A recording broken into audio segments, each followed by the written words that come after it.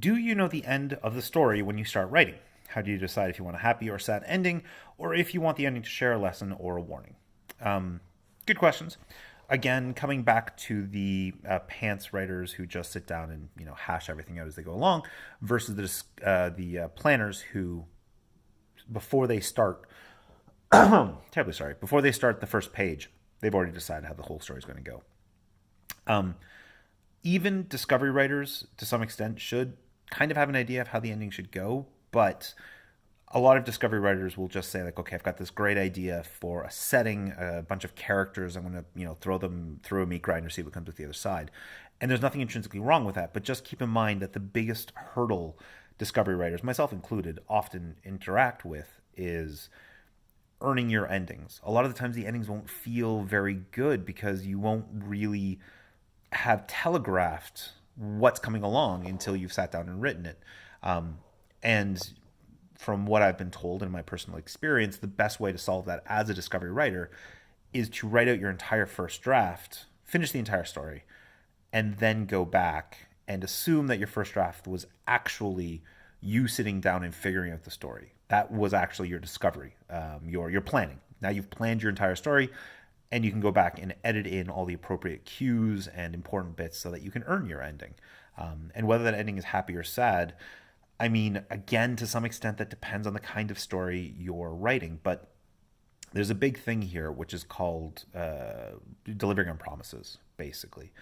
If you start your story like George R. R. Martin in the Game of Thrones, with one of the major characters dying, you meet a group of soldiers who are, in enemy territory. One young soldier has survived and is running to safety across the wall and then is brutally murdered. You are setting a tone in that first chapter, and you kind of have to deliver on that. If the ending of the first book was this happy rainbows and sunshine sort of thing, a lot of readers would have been very upset. And there's a reason for that, is because you have promised them that this is going to be a grim, dark, gritty kind of fantasy. By the same token, if a Pratchett or a Scalzi novel has a very dark opening, you're probably going to be disappointed with the endings because they're usually pretty lighthearted and funny, and they have a touch of morality, although most of the time any moral issues you want to sprinkle through rather than just hit people over the head with.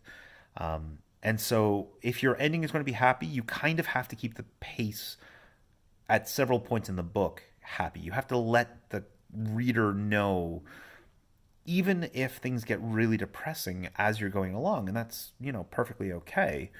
Even if it gets really depressing as you go along, you have to let them know that there is going to be this shred of light at the end, unless you're very, very consciously building the whole story to, crush their hopes and dreams. Which, again, there's nothing intrinsically wrong with, but you have to be conscious of that. You can't just be like, oh, well, we'll see where this goes. Oh, look, everybody's super depressed. Hooray.